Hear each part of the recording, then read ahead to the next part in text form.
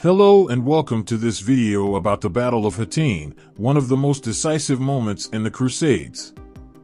In this video, we will explore how Saladin, the Sultan of Egypt and Syria, crushed the Crusader army of King Guy of Jerusalem and paved the way for the Muslim reconquest of the Holy Land.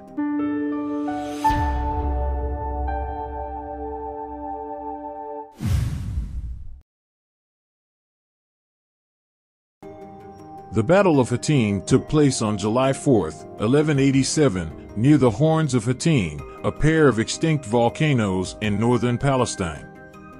The battle was the culmination of a series of events that began in 1185, when Saladin launched a campaign to unify the Muslim states and challenge the Crusader presence in the region.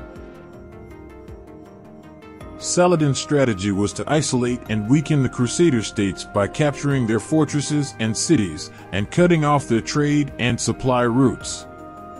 He also sought to provoke the Crusaders into a decisive battle where he could use his numerical and tactical advantage to destroy them.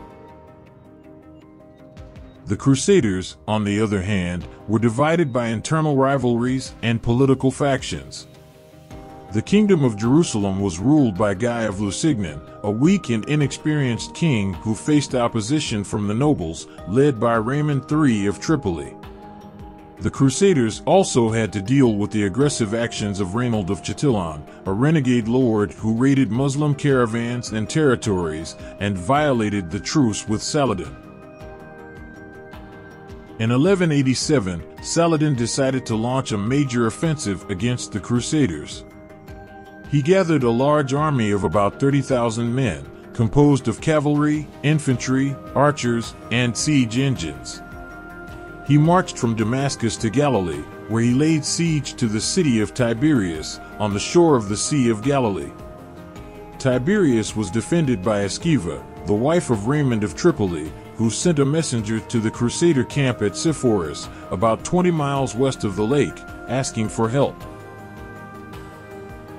The Crusaders had about 20,000 men, including 1,200 knights, 3,000 men-at-arms, 500 Turcopoles, light cavalry, and 15,000 infantry. They were divided on whether to march to the relief of Tiberias or to stay in their fortified position. Raymond of Tripoli argued that they should avoid a direct confrontation with Saladin and instead harass his army from a distance. He also suspected that Saladin was trying to lure them into a trap. Guy of Lusignan, however, was pressured by Raymond of Chatillon and Gerard of Ridefort, the Grand Master of the Knights Templar, to honor his oath to defend Tiberias and to fight Saladin. Guy eventually decided to march to Tiberias, against Raymond's advice.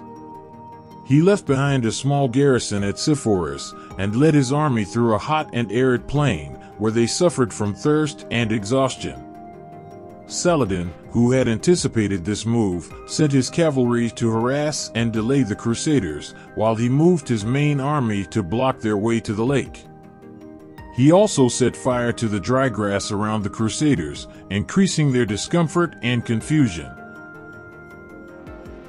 The Crusaders reached the village of Hattin on the evening of July 3rd, where they found a small spring, but not enough water for the whole army. They camped there for the night, hoping to reach the lake the next morning. Saladin, however, had already occupied the hills above the village and surrounded the Crusaders with his troops. On the morning of July 4th, the battle began.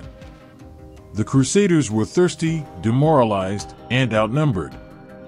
They tried to break through the Muslim lines, but were repelled by Saladin's archers and cavalry.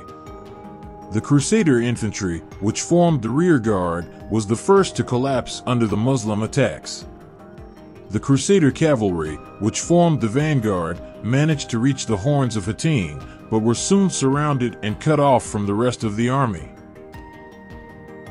The battle turned into a massacre as the Muslims slaughtered the Crusaders who could not escape or surrender.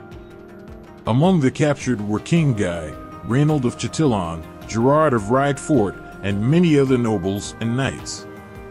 Saladin also captured the relic of the True Cross, which the Crusaders believed to be a piece of the cross on which Jesus was crucified, and which they carried into battle as a symbol of their faith.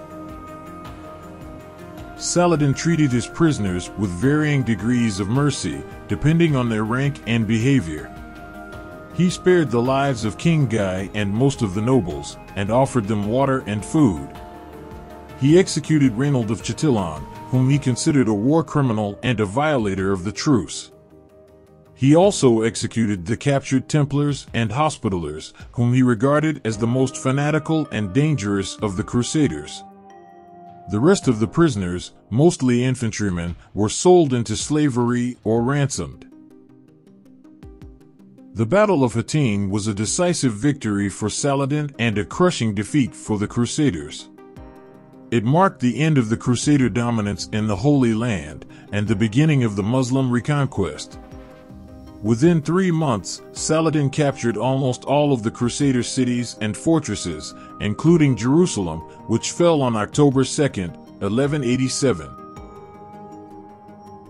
The fall of Jerusalem shocked the Christian world and provoked the Third Crusade, which was led by 3 of the most powerful monarchs of Europe: Richard I of England, Philip II of France, and Frederick I of Germany. The Third Crusade lasted from 1189 to 1192 and resulted in some successes for the Crusaders, such as the recapture of Acre and Jaffa, but failed to regain Jerusalem or reverse the outcome of Hattin. The Battle of Hattin is one of the most important and memorable events in the history of the Crusades. It demonstrated the military genius and leadership of Saladin and the courage and resilience of his soldiers. It also exposed the weaknesses and divisions of the Crusaders and the consequences of their arrogance and aggression. It was a turning point in the struggle between Islam and Christianity for the control of the Holy Land, a struggle that would continue for centuries. Thank you for watching this video. If you enjoyed it, please like, share, and subscribe to our channel. And don't forget to leave your comments and questions below. See you next time.